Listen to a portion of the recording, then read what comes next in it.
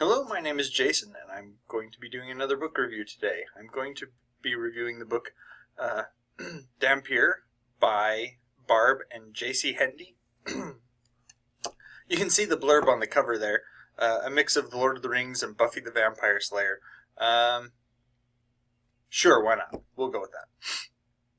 So, in the book, you can kind of see the tagline there as well on the cover, part vampire, part human, perfect hunter. Magir, the lady there on the front cover, it's kind of funny. I like I like sometimes what artists come up with, and then you read the book, and yes, the person in the book does kind of look like that. Magir is described as very pale, red lips, dark hair. I don't recall her wearing all the leather, though, or that funny knee thing. Anyway, Magir, Liesel, and Chap. Those are the three that are there on the front cover. Magir is a Dhampir, which is part vampire, part human. Strengths of the vampire, none of the weaknesses, more or less. That's kind of the concept behind this. Magir doesn't know this at the start of the book. She and Liesel and Chap actually go around from village to village, preying on the villagers' superstitions. None of them actually believe that vampires even exist. They just... which is kind of funny. No vampires exist, but Liesel is totally a half-elf. Anyway, they go around from village to village fleecing people. They get together. They get called in when the villagers think there might be a vampire, and they go in. They take all the money that they can from the villagers, pretend to chase away the vampire, and then leave. Now, this works pretty well for them. Until one day they actually stumble on a village that actually has a vampire. Unbeknownst to them, unbeknownst to the villagers, they actually have a vampire that has been preying on people in the village. It kind of throws them initially. They're used to coming into a place and finding that a village thinks they have a vampire, and all it was a case of snake bite. But they don't tell them that. But this case is different. All the hallmarks of a vampire attack, but they still do their shtick. So they go into their routine. Magir, before she met Liesel, she was doing this. She was running around to villages preying on their superstitions. She would do the kind of bell, book, and candle routine, and chase out the vampire, make it look like a struggle with some unseen foe.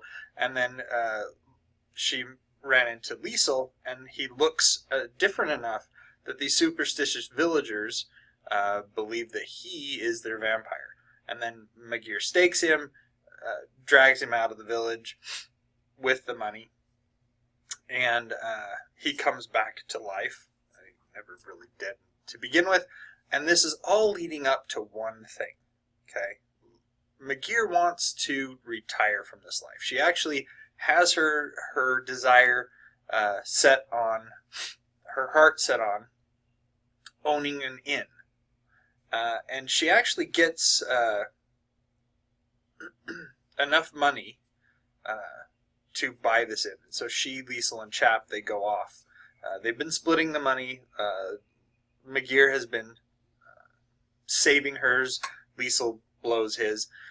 But they like I said, they end up in this village, and they do their routine, and then as they're going out of town, they get attacked, and Magir thinks it's just some crazy nut job that attacks him, because he's like living in the forest, and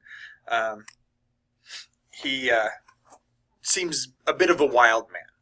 And so Magir kills him because he's attacking her, and they end up, they just dismiss it from their mind. And then they go to this village.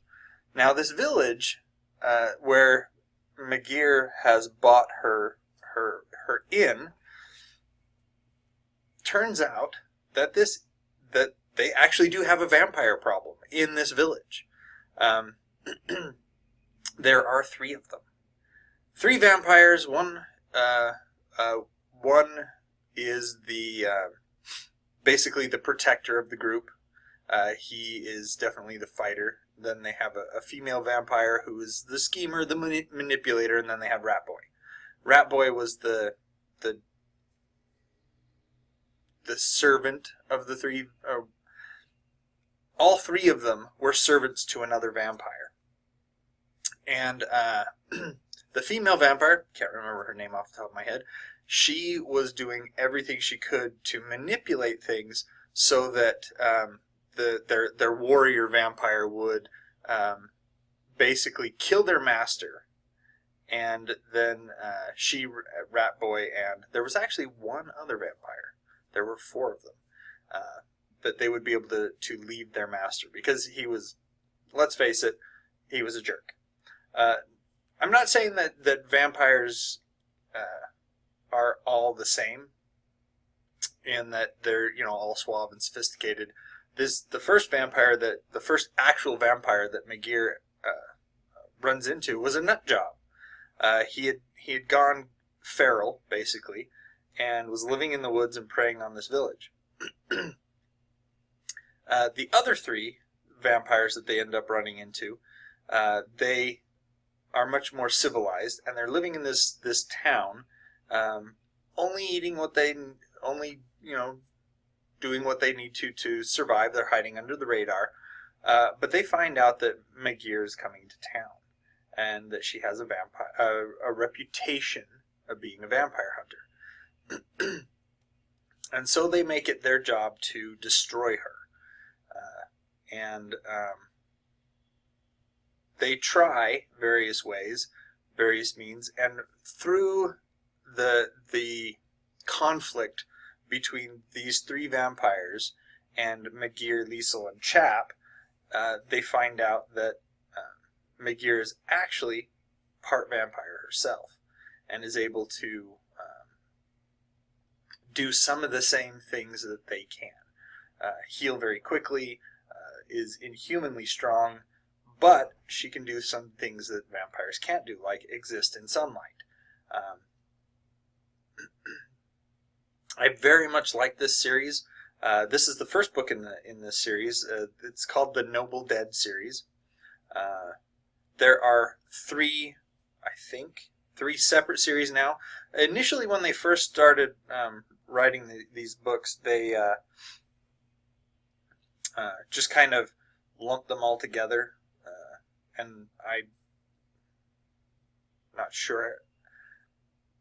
sure how many there are total in the series, but then they started breaking them up and saying, okay, this is the first Noble Dead series, this is the second, and this is the third, and they kind of shift around who is the main focus of which particular series, and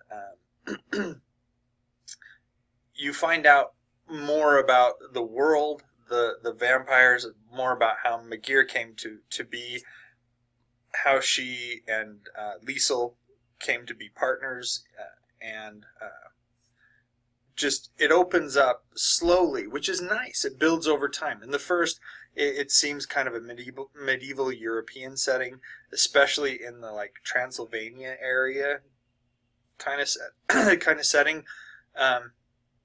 And then from there, it grows to include various magical races. As I mentioned before, Liesel is half-elf. And so it talks about him, where he came from, later on in the series. Like I said, this first one is all about how McGear comes to find out that she is a half-vampire, that she's a Dhampir. And then what goes on in her finding her powers and in destroying the vampires that live and are plaguing this town. So there are, of course, other characters that come along. When they move into the inn, there are people there that are employees of the inn. There's a man named Wellsteel, I believe is how you pronounce his name. Kind of enigmatic. He knows more than he is letting on. And there are more revelations and things that go along, that go into the series as it moves along. But if you're interested in vampires, this is definitely a departure from the traditional, like Dracula, Bram Stoker's Dracula. But it still is definitely a more traditional approach to vampires. None of this Twilight business. The vampires do not sparkle in the sunlight. They hide in the dark and come out at night. Hide from the daylight, come out at night, that kind of thing. But at the same time, it is in a fantasy world. So as you go along, you do run into people who can do magic, and you find out more about why people don't believe vampires exist, even in a world where obviously it's a fantasy setting. So why couldn't vampires exist in this setting? So very good read, very well done. And lots of books to look forward to. So if you like vampires, you like kind of the Lord of the Rings, that fantasy setting, this is a good read. So until next time, like and subscribe. If you have questions or comments, leave them down below. And good reading.